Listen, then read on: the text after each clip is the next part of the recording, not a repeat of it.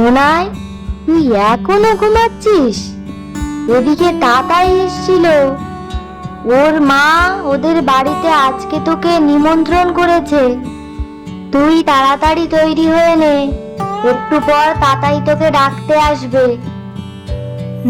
ঠিক আছে মা। তোরা চলে এসেছিস? হ্যাঁ মা, তোমার রান্না হয়ে গেছে? না রে, পাঁঠার মাংস হতে সময় তো লাগবে একটু। ঠিক আছে মা। এই সোনাই, চল বাড়ির পিছনে বট গাছের নিচে গিয়ে বসি।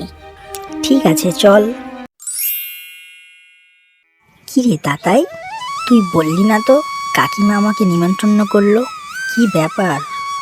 হোলির দিনে তুই নিমন্ত্রণ করলি, কাকিমা কত কিছু করে খাওয়ালো। আর তাছাড়া তুইও আমাদের বাড়িতে অনেকদিন আসিসনি, তাই মা বললো তোকে নিমন্ত্রণ করতে। হোলির দিনে খুব মজা হয়েছিল, তাই না বল? হ্যাঁ রে, সবাই রং মেখে কি অবস্থা। তারপরে বাড়িতে যেতে মা খুব বকেছিল আমাকে।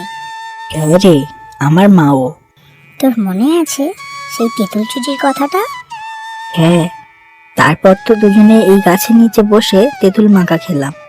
কি শোনাই, এবার চল রে, এতক্ষণে মায়ের রান্না হয়ে গেছে। হ্যাঁ চল।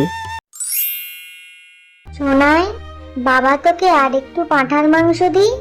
না না কাকিমা, থাক। আর লজ্জা পাস না, এই নে।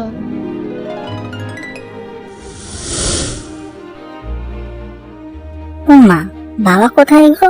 তোর বাবা তো সেই সকালে বাজার করে দিয়ে কাজে বেরিয়ে গেল, আসতে দেরি হবে। তোরা খেয়ে নে। কাকিমার হাতে পাঁঠার মাংসটা কিন্তু দারুণ হয়েছে। আমাদের দুজনের ভিডিও যদি ভালো লাগে আরো দেখার জন্য কমেন্ট করে জানাবেন। ভিডিওটি ভালো লাগলে লাইক ও অবশ্যই করে সাবস্ক্রাইব করে পাশে থাকবেন আরো ভালো ভালো ভিডিও দেখার জন্য।